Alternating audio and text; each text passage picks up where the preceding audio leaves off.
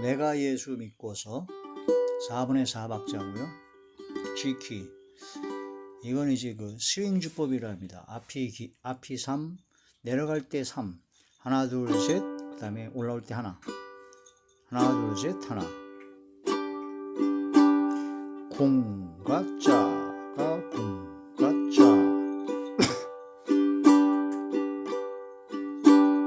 공과 짜가 공과 짜가. 공짜가 공과 짜가. 공짜가 공과 짜가. 라시기아도도 공따라라가 공과 짜. 공따라라가 공과 짜. 전주 맨 끝에 딱 하나님은 나의 구원 되시오니 내게 정죄함 없겠네.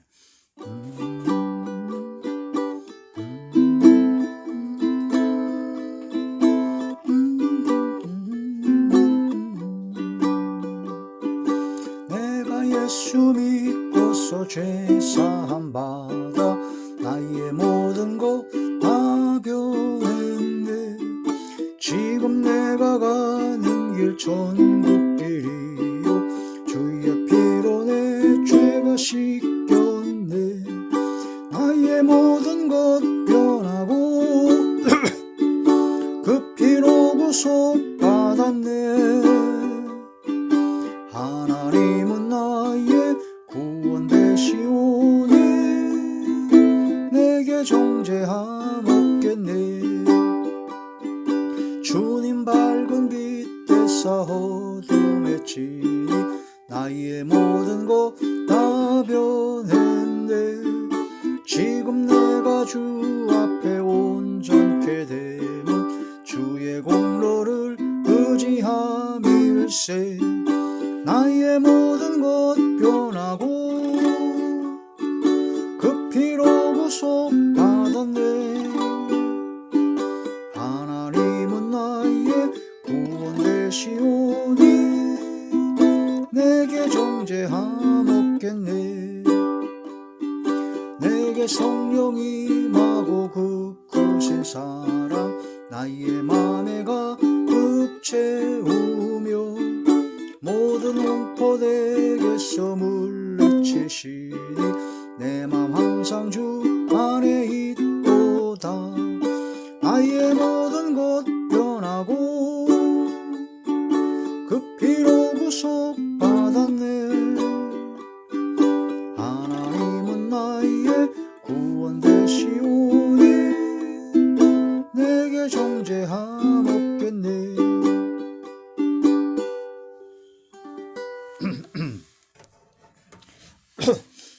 하나님의 놀라운 축복의 비밀 하신 말씀을 레위기 제4장 22절에서 26절까지 말씀입니다.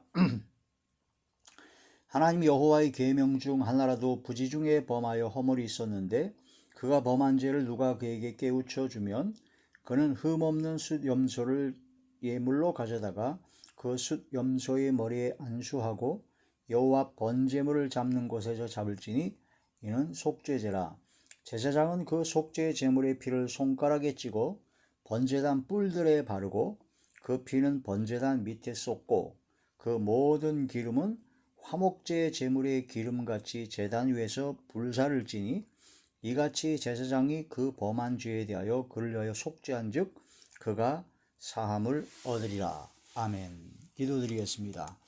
할렐루야. 사랑과 은혜가 충만하신 아버지, 은혜와 사랑을 진심으로 감사함을 드립니다. 오늘 이 한 시간도 아버지 말씀과 기도와 찬양으로 영광돌이 하심을 감사함을 드리옵고 이 예배 전체가 하늘의 상달이 되고 연락이 되고 하나님께서 기뻐하시는 영적 예배만 되게 하여 주시옵소서.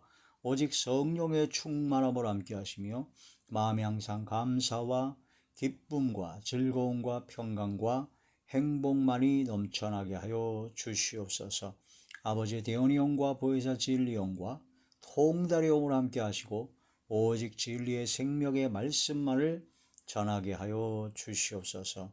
주께서 함께 하시고 성령의 능력과 권능을 함께 하사 말씀을 듣는 모든 분들의 마음의 문이 활짝 열리고 영안과 심안과 지안을 열어주시고 듣는 귀를 열어주사 인치듯 교훈하여 주시옵소서.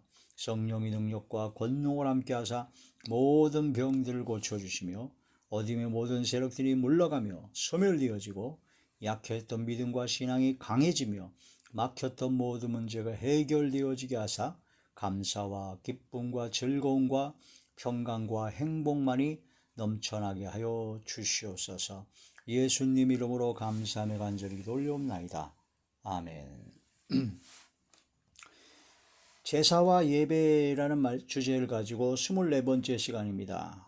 오늘은 이제 속죄제에서 5번째 시간입니다. 속죄 제사의 특징이라는 말씀의 제목으로 말씀을 드리죠. 구약에는 5대 제사가 있다고 했습니다. 5대 제사, 번제, 그 다음에 소제, 그 다음에 화목제, 그 다음에 4번째가 속죄제죠. 그 다음에 5번째가 속건제가 있습니다. 속건제. 속죄제는 이제 부지중에, 그러니까 알고도 아니면 모르고도 지은 죄, 범한 죄, 계명을 범했다든가 허물이 있다든가 그런 모든 죄가 깨달아졌을 때, 그걸 깨달아졌을 때 하나님 앞에 이 모든 죄를 속죄하기 위해서 하나님께 속죄 제사를 드립니다. 속죄 제사를 드리는 것은 아무 때나 언제든지 하나님의 말씀을 통해서 내가 깨달아졌을 때 그 즉시 하나님께 드리는 것이 중요하다. 그래서 죄를 짓고 나서 그 죄를 품고 하루를 지나가면 안 됩니다. 그래서 분을 내어도 죄를 짓지 말고 해가 지도록 분을 품지 말라 하신 말씀을 통해서 우리는 하루를 넘기면 안 된다는 거죠. 왜냐? 죄를 범하고 나서 하루를 넘기잖아요. 그럼 하루를 넘기면 그 하루를 넘긴 그 죄값의 보응이 1년으로 환산해서 보응을 받습니다. 1년. 그러니까 하루 24시간 동안 내가 죄를 짓고 나서 그걸 그대로 품고 회개도 안 하고 그냥 하루를 넘겼다. 그러면 그 죄값의 보응이 1년 동안 환상해서 보응을 받으니까 24시간이면은 1년, 그럼 12시간이면 6개월, 그 다음에 그걸 3등분 하면 4시간이면은 2개월, 그럼 2시간이면 한 달이에요. 그럼 1시간이면 15일입니다. 그럼 20분이면 5일입니다.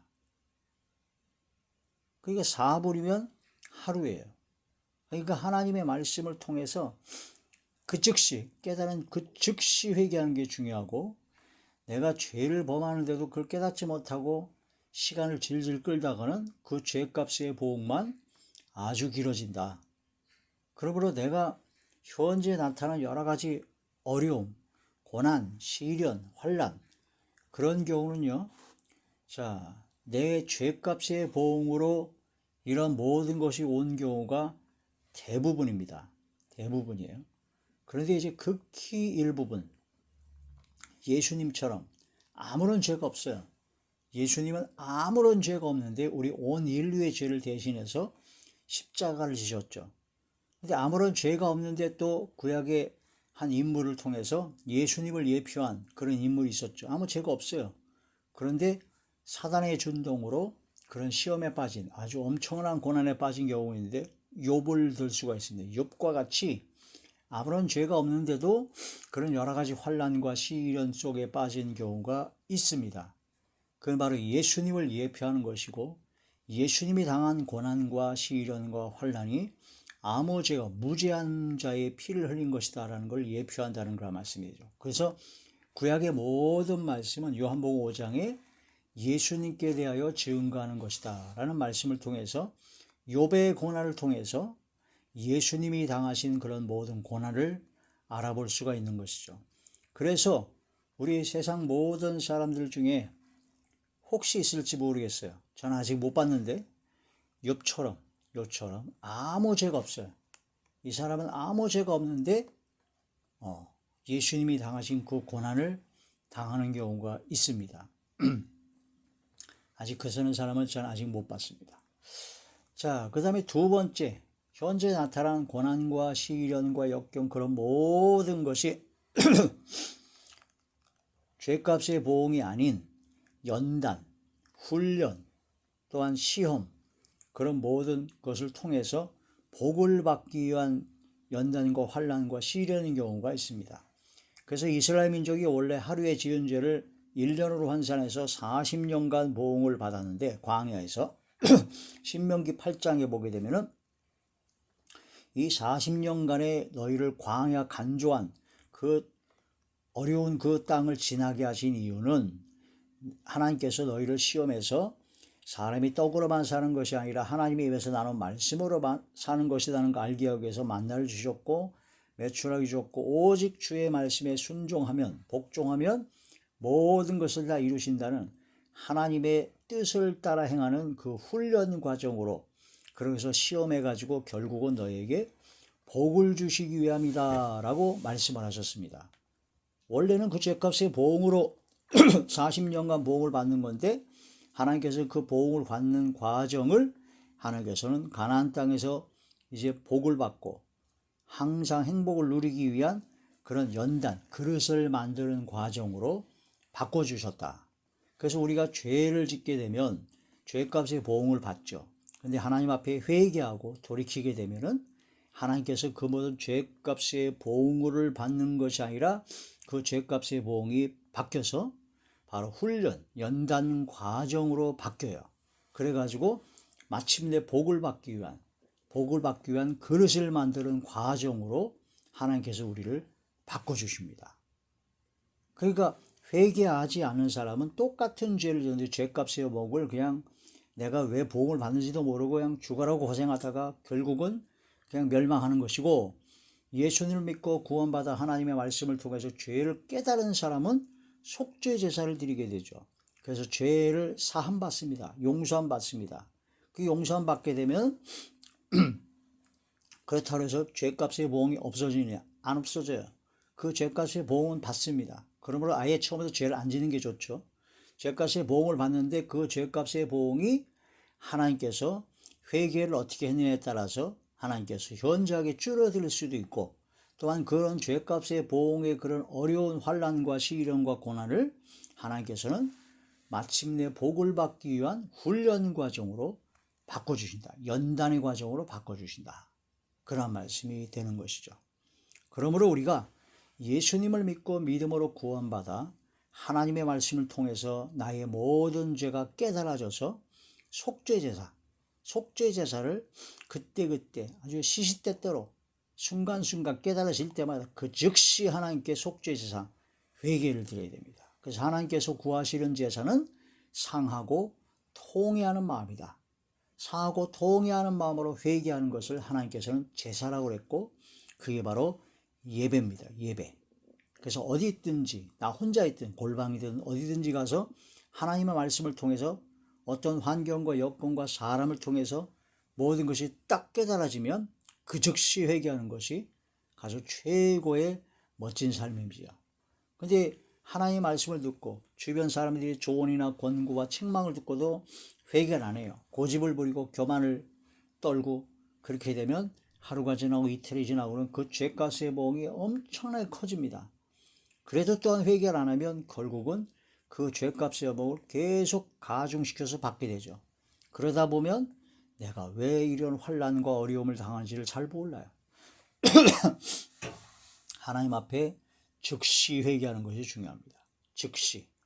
근데 어떤 사람들은 이런 생각을 가진 사람이 있습니다. 하나님께 회개했으니까, 나 이제 하나님께 돌이켜서 회개했으니까 이제 곧바로 하나님의 역사로 뭐든지 다 풀어지겠지. 아닙니다. 착각입니다. 사람들은 그 성인병이라든가 여러 가지 뭐 큰 암이라든가 큰 병에 걸리잖아요. 그 병에 걸리면 그 병이 바로 어제나 며칠 전에 그런 그 병이 걸릴 만한 원인의 그런 뭐 음식을 먹는다든가 뭐 문제가 있어서 생 거라고 생각하지는 않습니다. 그 암이라든가 그런 중환병이 걸린 것은요, 최소한 10년, 한 20년 동안의 그런 모든 잘못된 식습관이라든가 잘못된 생활 습관, 여러 가지를 통해서 환경과 여러 가지 여건을 통해서 그것이 쌓여가지고 결국은 암이라든가 아주 중한 병으로 터져 나오게 되는 겁니다. 병이 생기는 것은. 그래서 그때 아무리 최고의 의사를 할지라도 수술을 하고 뭐 치료를 하고 막 최고의 약을 먹다 할지라도 그게 났어요. 암이라든 건 났어요. 근데 그게 회복이 되려면 그게 한순간에 안 이루어집니다. 그래서 내가 건강을 되찾기 위해서 운동도 해야 되고 제대로 잘 먹어야 되고 그게 회복이 되는 게 한참 시간이 걸립니다. 그 약을 먹으면 그 즉시 효과가 나타나는 게 아니에요. 그 약을 먹음으로써 약을 먹고 식습관도 바꾸고 환경과 생활 습관도 바꿔서 건강해질 수 있는 그런 과정을 거쳐야 됩니다. 그 시간이 꼭 걸립니다. 반드시 걸리죠. 근데 그냥 막 기적처럼 그냥 그 즉시 낫기를 원하고 막 그렇게 원하는 사람들은 마음이 굉장히 조급합니다. 우리에게 닥친 모든 환난, 어려움, 시련, 고난 이런 모든 것이 한순간에 이루어진 것이 아닙니다. 10년, 20년, 수십 년 동안 내가 쌓은 그런 여러 가지 잘못된 하나님 앞에 범죄한 것도 있고 허물과 죄도 있고 잘못된 생활 습관 그런 모든 걸 통해서 그게 쌓이고 하나님께서 그동안 하나님 말씀을 통해서 주의 종을 통해서 여러 가지 환경과 여건을 통해서 깨달음을 줬는데 그걸 깨닫지를 못했어요. 회개를 하지 못했어요. 그래서 그 모든 것이 쌓이고 지금 현재 어려운 지경에 빠진 겁니다. 그럼 지금 당장 회개했다고 해서 하나님께서 그 즉시 모든 걸 다 바꿔주느냐? 안 바꿔주십니다. 왜? 금방 돌아갈 걸 알거든요. 그래서 이런 환난과 어려움 속에서 회개하면 용서를 해주시지만 그런 모든 보응, 죄값의 보응을 받게 하시는데 이제는 그 보응을 이제는 다시는 죄를 범하지 아니하고 모든 복을 받을 수 있는 그릇으로 만들기 위해서 그 보응을 고난의 연단으로 바꿔주십니다. 그러므로 내게 지금 환난과 시련과 어려움이 온다. 그러면 오히려 그걸 감사해야 됩니다. 회개하고 용서함 받고 나서는 이제는 내가 회복되는 단계이구나. 이제는 다시 그러한 죄를 짓지 않기 위해서 이제 마침내 내 복을 받기 위한 하나님의 자녀로서의 삶을 살기 위해서 하나님께서 나를 연단하시구나. 이 훈련 과정이구나 하고 생각하고 감사해야 된다는 거죠. 기쁨으로.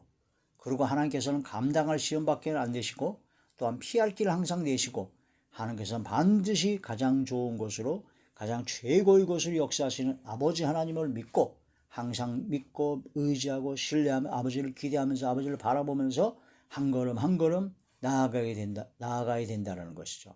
원망 불평을 다 버리고 조급한 마음을 버리고 그저 감사하는 마음으로 영광 돌려야 됩니다. 그런 가운데 죄값의 보응이 다 끝나고 이제 하나님께서 복을 주시고 그런 하나님께서 귀한 복을 주신 가운데 이제 넉넉해지고 풍성해졌을 때 하나님께서는 특별히 또한 이제 우리들에게 사명을 주십니다. 그 사명을 주신 건 뭐냐면 너처럼 죄 가운데 있는 사람들을 다시 건져내라. 어둠 속에 있는 자들을 빛 가운데로 인도하라. 세상의 소금 역할을 감당해서 짠맛을 내서 세상을 변화시켜라. 하고 이 마지막 때 하나님께 주시는 사명이 있다는 겁니다. 그래서 의를 위하여 바로 선을 행하고 하나님의 뜻을 이루어 영혼을 살리기 위하여 그러한 최선의 노력을 경주했을 때 그때 이제 진짜 고난이 옵니다. 의를 위하여 핍박을 받습니다. 박해를 받습니다. 선을 행하고 나눠주고 베푸는 삶을 살게 되면 칭찬을 받는 것이 아니라 오히려 악한 자들은 방해를 하기도 하고 회방을 하기도 합니다. 그게 바로 선을 행함으로 고난받는 겁니다. 선을 행함으로 고난받는 것이요 의를 행함으로 고난받는 것이죠. 조폭 생활하는 조폭 청년들을 전도하려니까 그 청년들이 회개하고 돌아오니까 그 조폭 세계에서 가만히 있습니까? 자기들 그 조폭 구성원들 뺏기는데 온갖 해코지를 다 하죠. 못 나가게. 마귀와 귀신과 어둠의 세력에 속한 자들을 구원하고 진리 가운데 인도하니까 마귀와 귀신과 어둠의 세력이 가만히 있습니까? 별짓을 다 합니다. 그때 시련과 핍박과 어려움이 옵니다. 그러나 그런 모든 것이 바로 의를 위하여 박해를 받는 것이요 예수님께서 예수님의 말씀대로 주님의 말씀대로 순종하고자 했을 때 받는 박해와 고난과 그런 어려움은 바로 이제는 무죄한 자가 받는 핍박, 바로 욥의 고난이요 예수님께서 받으신 고난이요 그게 바로 예수님처럼 십자가를 지는 십자가의 도의 삶을 살아가는 고난이다. 그래서 이런 현재의 환난과 고난과 역경과 시련이 내가 이 죄값의 보응으로 나타나는 것이 아니라 그 죄값의 보응이 끝나고 회개와 용서함 받고 나면 그 다음에는 선을 행함으로 고난받는 자리에 들어가야 된다. 그 고난은 예수님의 삶에 예수님을 닮아가는 것이요, 예수 그리스도께서 남겨놓으신 고난을 그의 몸된 교회를 위해서 내 육체에 채워나가는 것처럼 주님이 가신 그 길을 가는 겁니다.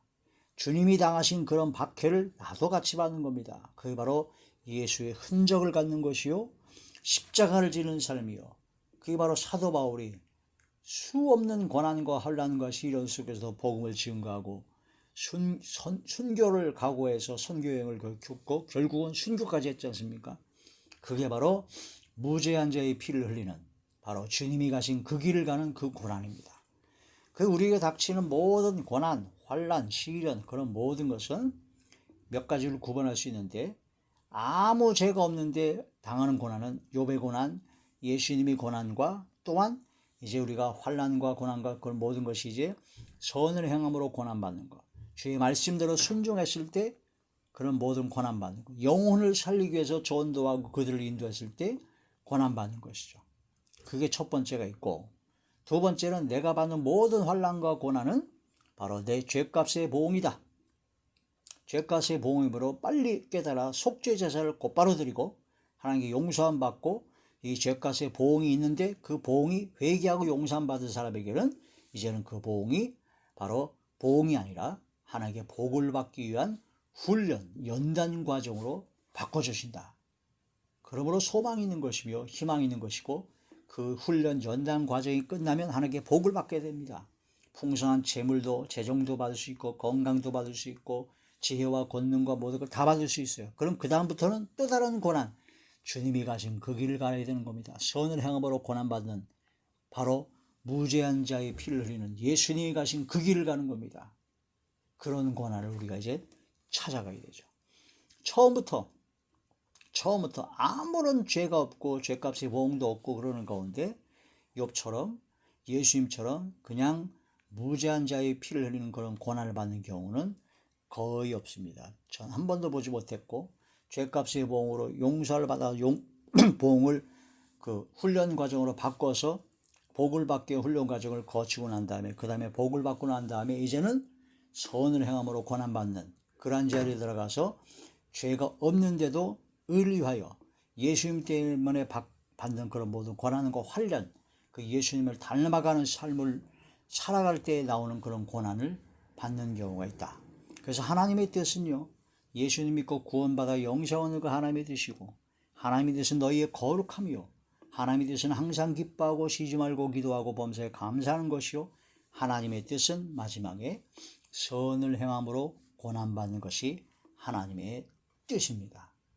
그리스도의 장성한 분량까지 자라간 사람은 예수님의 장성한 분량에 자라간 예수님을 닮아간 사람이기 때문에 선을 행함으로 영혼을 살리기 위해서 온 세상의 죄를 지고 가신 화목제로 오신 어린 양으로 오신 예수님처럼 우리도 역시 주님을 닮아 많은 사람을 어둠에서 빛으로, 많은 사람을 삶의 생명으로 인도하기 위해서 받는 고난과 환난과 핍박과 그런 모든 박해를 기쁨으로 감당하는 선을 행함으로 고난받는 것이 하나님의 뜻이라 하신 그 뜻을 이루는 사람이다.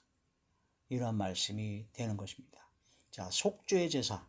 속죄의 제사는 내가 지은 죄를 빨리 깨닫고 빨리 회개하고 그 모든 보응이 이제는 훈련 과정으로 바꿔지는 역사가 일어나야 된다. 그런 말씀이 되는 것입니다. 이 속죄 제사의 특징이 이제 첫 번째는 누구나 모든 사람이 드려야 된다는 거. 모든 사람이 다 죄를 범했기 때문이죠. 로마서 제3장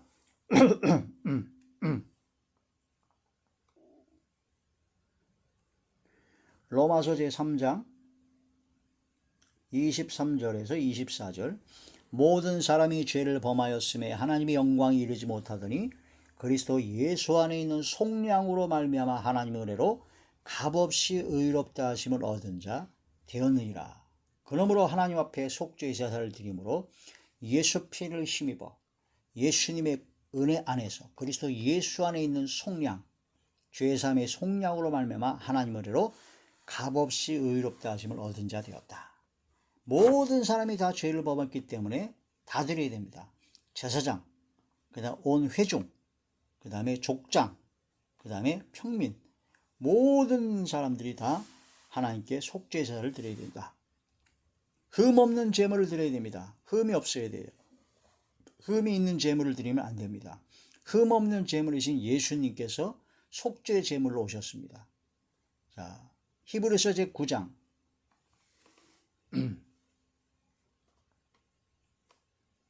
히브리서 제9장 13절에서 14절 염소와 황소의 피와 및 암송아지의 죄를 부정한 자에게 뿌려 그 육체를 정결하게 하여 거룩하게 하거든 하물며 영원하신 성령으로 말미암아 흠없는 자기를 하나님께 드린 그리스도의 피가 어찌 너희 양심을 죽은 행실에서 깨끗하게 하고 살아계신 하나님을 섬기게 하지 못하겠느냐. 할렐루야. 이런 말씀을 통해서 15절 이로 말미암아 그는 새 언약의 중보자시니 이는 첫 언약 때에 범한 죄에서 속량하려고 죽으사 부르심을 입은 자로 하여금 영원한 기업의 약속을 얻게 하려 하심이라. 그래서 흠없는 제물이신 예수님을 통해서만이 우리 모든 죄는 속죄함을 받을 수 있다. 그래서 우리가 예배를 드리고 하나님께 제물을 드리고 헌금과 그런 모든 봉사와 헌신할 때 흠없는 것을 드려야 됩니다. 인색한 마음이나 억지로 하는 마음이나 사람에게 보이고 외식하는 마음이라든가 그런 모든 그런 것이 돼서는 안 된다. 그런 잘못된 제물을 드릴 때 하나님의 이름을 멸시하는 것이라고 그랬습니다. 말라기 제1장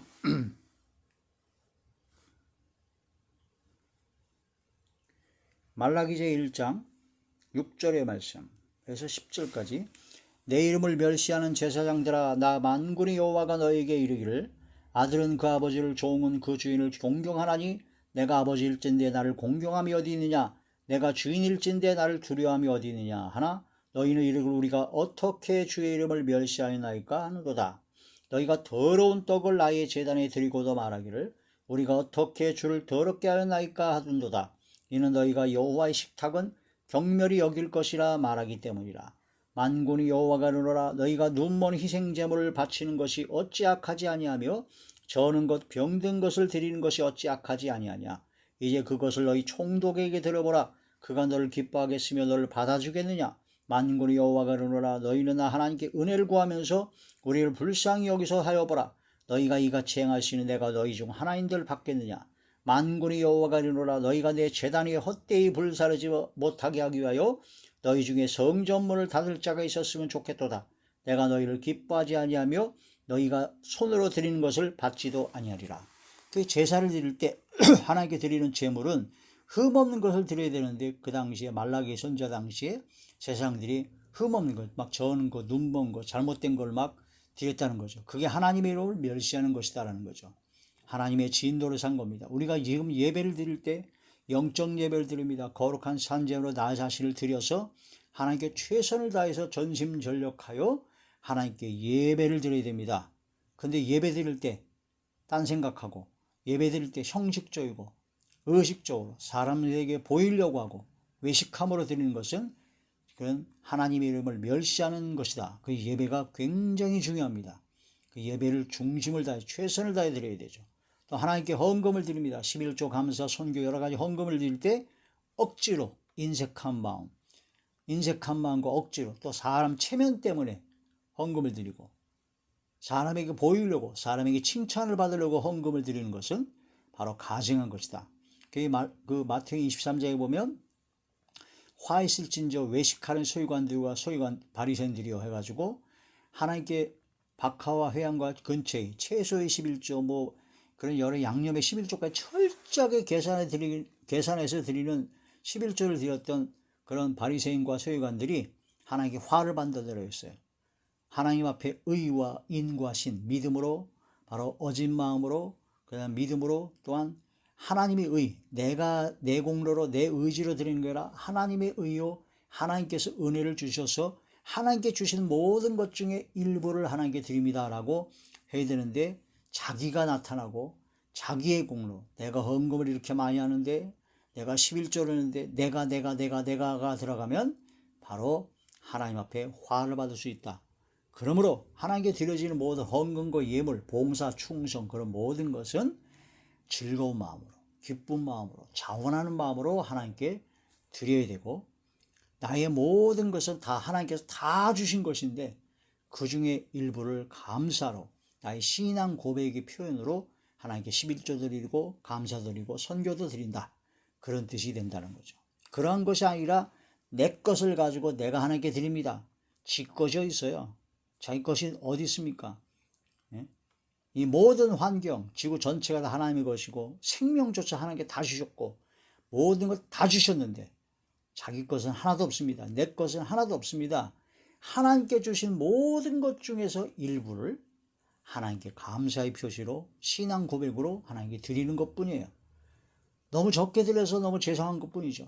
그래서 11조가 아니라 록펠러 같은 사람이 10의 9조까지 드렸던 것처럼 여러분의 신앙과 믿음에 따라서 하나님께 드려지는 게 달라집니다. 네 보물 있는 것에 네 마음도 있다고, 하나님께 마음이 있는 것.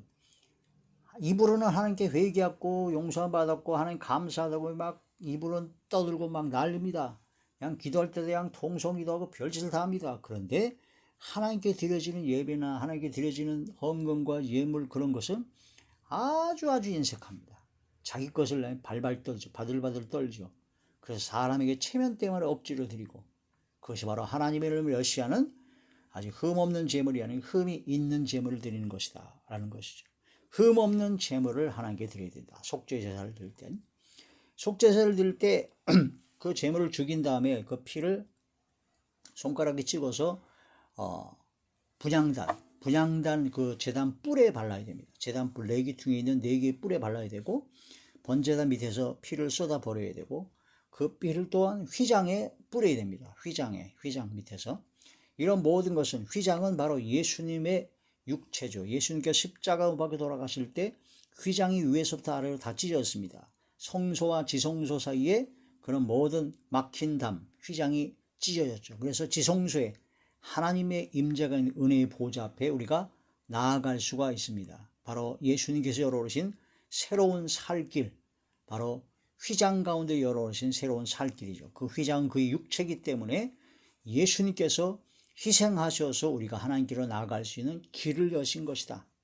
그래서 피를 휘장에 뿌리는 그 이유가 바로, 휘장에 뿌리는 이유가 그 예수님의 열어놓으신 그 길로 가야 된다는 그런 뜻을 말하고, 바로 향단에 분향단에 내 뿔에 바른다는 것은, 향단은 바로 하나님께 기도하는 것을 향이라고 합니다. 성도의 기도들이 바로 향으로 하나님께서 하나님께 올라가죠. 그래서 하나님께 드려지는 모든 기도도 역시 예수님의 보혈의 공로가 아니면은 하나님 앞에 올라갈 수가 없다. 그래서 우리가 기도할 때 예수님 이름으로 기도합니다 라고 하잖아요. 예수님의 이름으로 기도하지 않은 것은 응답이 상달이 안 됩니다. 예수의 이름으로 기도해야